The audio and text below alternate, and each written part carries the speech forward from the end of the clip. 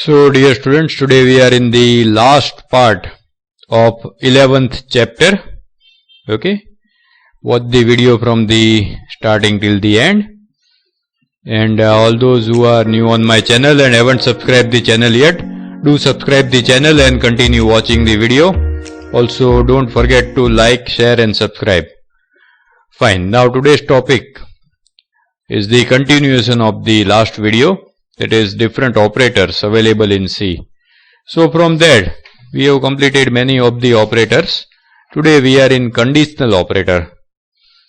Now C provides us an operator known as ternary operator or conditional operator. You have to remember both the words, ternary operator or conditional operator. This operator is identified by a combination of two symbols, question mark and colon. Okay, this operator is identified the combination of two symbols, question mark and colon. The condition here refers to a relational expression like whether A is greater than A is smaller than B or not. Syntax, how it's written, first thing will be the condition here, then question mark. As I told you, two things will be used here, question mark and colon. So condition. Now if the condition becomes true, then whatever you have written in this part, that part will be executed, and if the condition becomes false, then here comes colon, and after colon whatever you have written, that will be executed. Now example is given in the textbook, program to illustrate the conditional operator. Here there are two variables, integer variable first and second. First is equal to 100, second is equal to 50, and third variable is minimum. Now from these two variables we have to store two different values in these variables. Now in the third variable, that is minimum, we want to get the lesser value, that is minimum value, out of 150, which is less value 50, right? So we want 50 to be stored in minimum and we want to print that thing. So that is done like this way, minimum is equal to, now here we put the condition, just try to understand. Condition is first smaller than or equal to second? If yes, then print whatever value is there in first, otherwise print whatever value is in second. So we test this condition. First is 100. Is 100 less than 50? No, it's not less. So this part will not be executed. That is, the value which is lying in first, that is 100, will not be stored in minimum, but second part will be executed. Now what is second part? 50. So 50 will get stored in minimum, and then we will print the minimum value of two numbers is %d comma minimum, and so it will get printed. Very simple thing, but this is very important. Okay, in practicals it will be helpful to you, and this will be the output. The minimum value of 2 is 50. Now we come to the logical operators, and these are very useful operators. It is not going to leave you until you do the C language. Whether you are in 10th standard or you are in engineering college, wherever you are, these operators are always going to be very much useful to you. So it's very necessary to understand these operators. There are three types of logical operator. Logical AND, which is denoted by AND. Logical OR, that is denoted by straight lines, two straight lines, and logical NOT, that is denoted by exclamation mark. What is the use of this? At times we may need to evaluate multiple conditions together to give some output. I will give you example just now. Okay, now just by checking one condition, sometimes you will not get the output. For example, one condition, if you have to check and get the output, I will give you an example. If marks are less than 35, then fail. Only one condition, right? But every time it will not be the case. While at times we may get an output even if one out of the given set of conditions is satisfied. Such a relation is generally known as logical relation. For example, consider a case where a student gives exams of 2 subjects. Now we are not taking more subjects, only 2 subjects we take as an example. Now this student now will be declared as pass if and only if he scores above 35 marks in subject 1 and also in subject 2, else he will be fail. So here we will have to check 2 conditions, right? And both the conditions should be satisfied. So in between, here we have written simply AND, but this operator will be used. To represent such a relation, C provides logical operators. The table is given below, which we already discussed. Logical AND is used when all the conditions are to be satisfied. Now in the previous example which we saw just now, both the conditions were to be satisfied, isn't it? He should pass in subject 1 also and subject 2 also, both the things. Then another condition, logical operator is OR. In OR, out of the given condition, even if one condition is satisfied, the result will be true. I give you an example of that also. We reverse the situation. Instead of pass, we consider fail. That if the student is failing in subject 1 or he is failing in subject 2, he is fail, right? Now here he do not need to manage to fail in both the subjects. Even if he fail in one subject, then he is fail. So in that type of situation where only if one condition becomes satisfied, then also the result will be true, you have to use OR operator. Remember one more thing, logical expression gives us an output value either 0 or 1. Here 0 refers to false, so I have printed in red, while 1 refers to true. Now here multiple examples or situations are given, which we will try to understand. Just don't observe this column, exclamation column, that is not don't observe, just observe and OR. Now we take 2 expressions, okay? How many expressions are we taking? 2 expressions. So refer to first column and a second column. And output we will see in this and this. Now here we take the condition that if the marks are greater than 35, then the student is passed in subject 1, and if the marks are greater than 35 in subject 2, then he is passed. Now if student is getting less mark in first subject also, expression 1 is first subject, consider, and expression 2 is second subject, here also he is getting less than 35, so both the conditions became false. So to represent that the condition is false, what do we use? 0. Just now only I had displayed in red color. 0 means false. So if both the condition becomes false, what will be the answer here? It will be false. Using AND operator, both the conditions are false, so the answer will be false. Even if you use OR, if he is not managing to get pass in one subject also, then he is failed. So OR and AND, both the results will be false. Now we come to the next thing, that in subject 1 he is not able to pass, so he is getting 0. But in subject 2 he is passing, right? But when we use AND operator, even if one condition gets satisfied, the answer will be 0, that is he is fail. Now another situation is, he is passing in one subject, but subject 2 he is failing. Again he is failing in one subject, so the result will be 0 when we check using AND operator.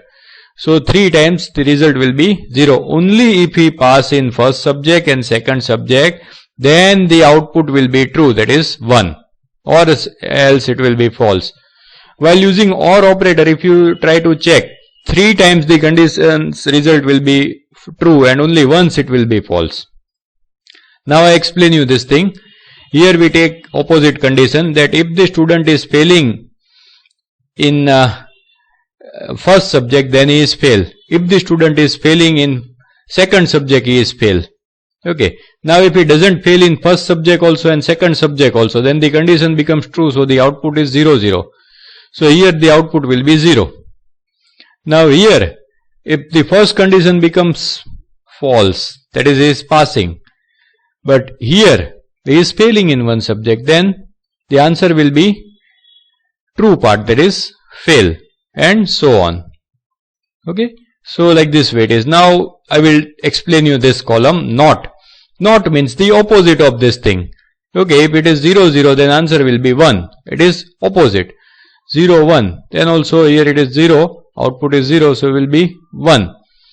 Here also it is 1 and 0, so answer will be 0. 1 1, then also answer will be 0. Just now don't try to focus on this not, just try to understand these two things, because this we are not going to use in practicals.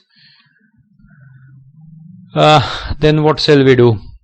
Yeah, to explain you this thing properly, okay, to explain you this concept of comparing two values and giving the output using logical operators, a example is given in the textbook, that if percentage, if a student is getting percentage that are greater than or equal to 70 is considered as A grade. Okay, so here how many conditions have we to check? Only one condition, that is the percentage greater than 70 or not. If yes, then print A. But in B we will have to check two conditions, that is the percentage greater than 59 greater than or equal to 60, or less than or equal to 69, or less than 70. We will have to check two conditions here, and there we will be using AND operator. Same way, to give C grade also we will have to check two conditions, and there we will be using AND operator. And last thing, F grade, if the percentage is less than 35, here we will have to use only one condition. So like that way you will get the output, and like that way you will have to make the use of the logical operator. So you can see this thing in the textbook, and you can try to understand using the if statement. They have demonstrated how to do this thing. Now the next type of operator is bitwise operator. Now we have mentioned in this chapter that data is stored in the form of bits within the memory location, right? So C allows us to operate directly at bit level using bitwise operator. So first one is bitwise AND, next one is bitwise OR. Now from this what MCQs could be asked, and many of the time it is asked, is the symbols are given, and it is applicable to which of the thing, this type of, or vice versa is given. Then this symbol is of bitwise NOT. This caret symbol is of bitwise exclusive OR. This smaller than sign, left shift by number of bits specified, and then right shift by number of bits specified. Now one thing, you don't be worried, these things will not be asked in MCQs, but you have to remember it for it will not be asked in the practicals. This bit level operation will never be asked in the practicals, but you have to remember it for this thing, theoretical purpose. Then we come to spatial operators. C provides spatial operators like size of. Okay, I will explain you the meaning of size of. Then another is comma. Another operator is comma. Then next operator is full stop. Then arrow. Then and asterisk. In this section we will discuss only comma and size of operators. Okay. The comma operator is used on many occasions. The comma operator is used in decision structure and control structures discussed in later chapters, not right now. I repeat, the comma operator is also used in decision structure and control structure, which are discussed in the later chapters. The size of operator is a special operator used to return the size of bytes required to store an entity. For example, if I type here size is equal to size of into bracket integer. So what is this thing? What is this size? Before this, textbook have forgotten to print one statement, int size. Int size means size is the name of a variable and its data type is integer. It is able to store, size variable is able to store any integer value. What value we want to store in that? There we will use the size of function to check how many bytes are required by integer data type. This is a keyword, int. So it will assign 4 to size. This is because the data type integer uses 4 bytes of memory. Then here we have completed the operators and we come to the next topic, and that is expression, evaluation of expression. Now you all are familiar with BODMAS, right? Brackets open, addition, subtraction, I don't know, whatever. Means the sequence in which you have to go when multiple operators are given, right? So here in C, what rules are that? We will have a look at that.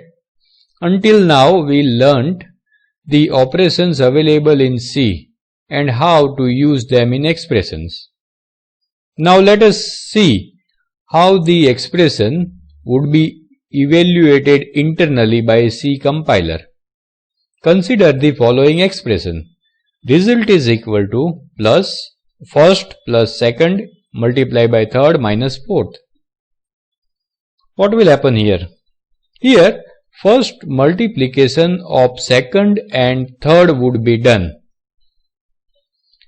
Its value of multiplication would be then added to first, and from this intermediate value fourth would be subtracted.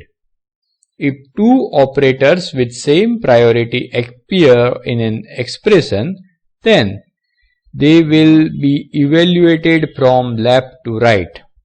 To modify this sequence, we can make the use of brackets.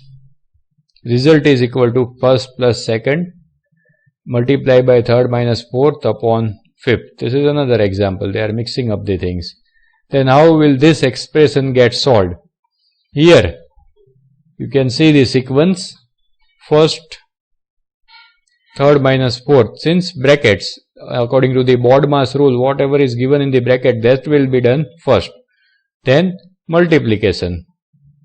Okay. Then division. Then addition. And then finally the result will be assigned. That is, the value which we get will be assigned to this result variable. Now we come to the next topic, priority of operators. The operators mentioned so far have their own priorities. As seen in the example, result is equal to first plus second multiplied by into bracket third minus fourth bracket close divided by fifth. Multiplication was at a higher priority than plus, minus or division. So C language designers have pre-decided these priorities. The listing of some of which is given in table 11.9. The details is available in appendix 3rd. Operators.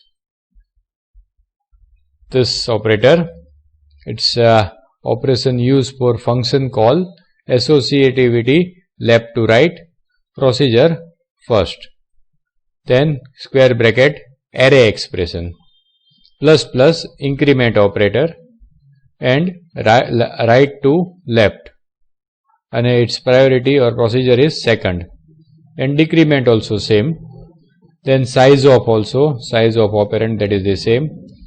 Then third priority comes multiplication, left to right, division, then modulo operator. Then fourth, last will be binary addition and binary subtraction from left to right. Don't go in much detail, don't worry about this thing. Questions may not be asked from such complicated things. Type conversion.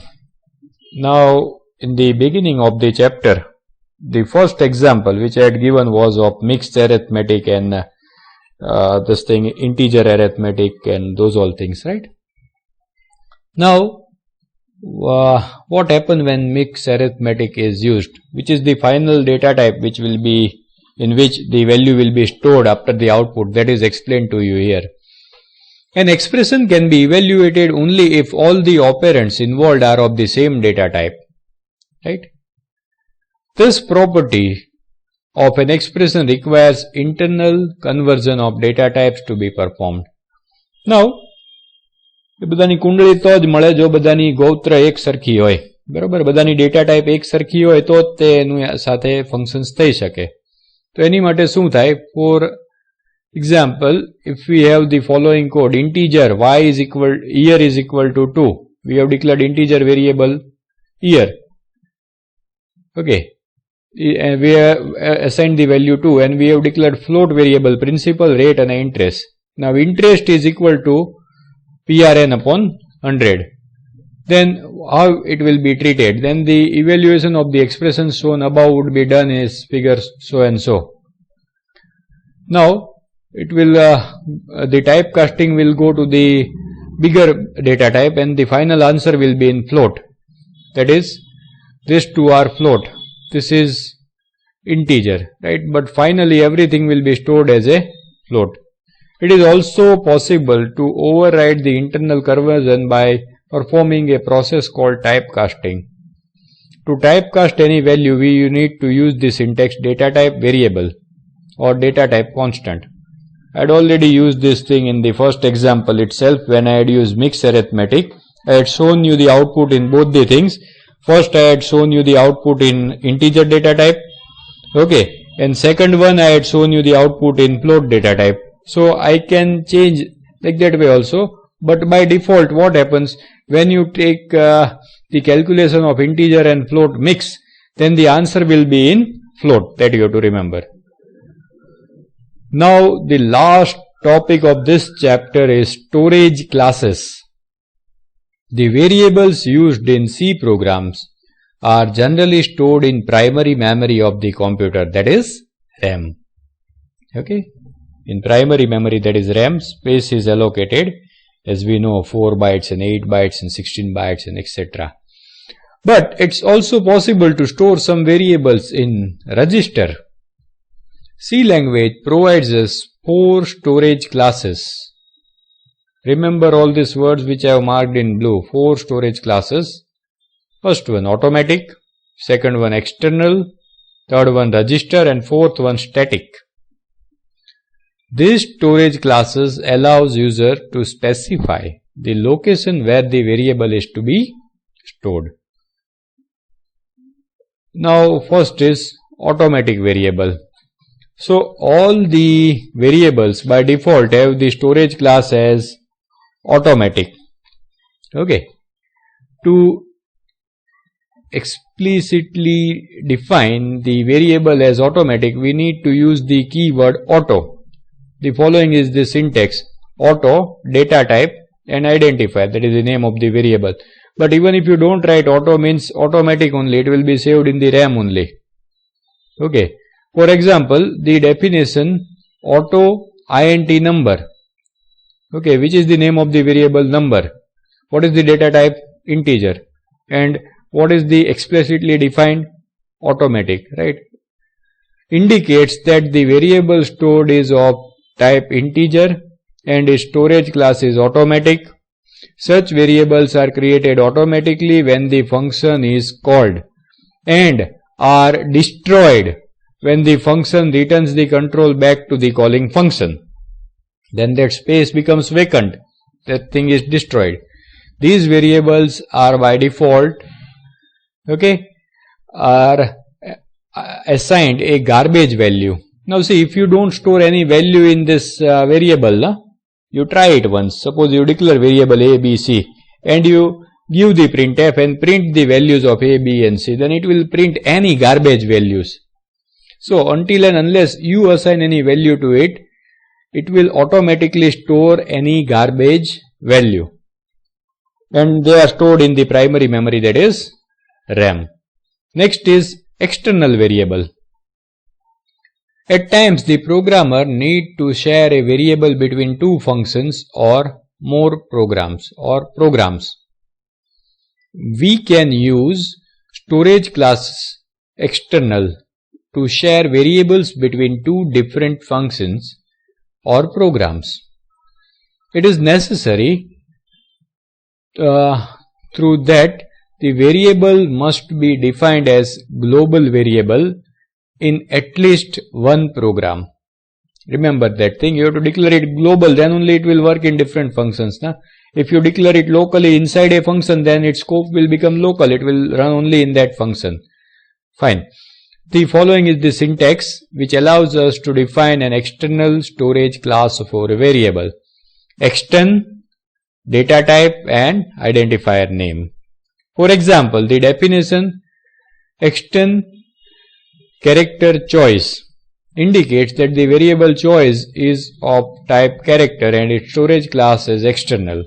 The default value of the external variable is 0 and they are stored in primary memory. Now register variable. To have fast access to variables, we can store the variables in the CPU registers. C language provides us a storage class called register to store the variables in the CPU registers. The following syntax allows us to define a register storage class for a variable. Register, data type, identifier, syntax of all the things are same. For example, the definition register int counter indicates that the variable counter is the type integer and its storage class is register. The register class variables are assigned garbage value by default. To have fast access to variables, this thing we have already done. Then we come to the last topic, and that is static variables. The static storage class, when used along with the variable, makes the variable value permanent within a specific region. A static storage class variable is stored permanently in the primary memory and by default is assigned the value 0. The following is the syntax used to define a storage class of variables: static, data type and identifier. For example, the definition static int max indicates that the variable max is of data type integer and its storage class it's static. So here we complete this chapter. Thank you. Goodbye.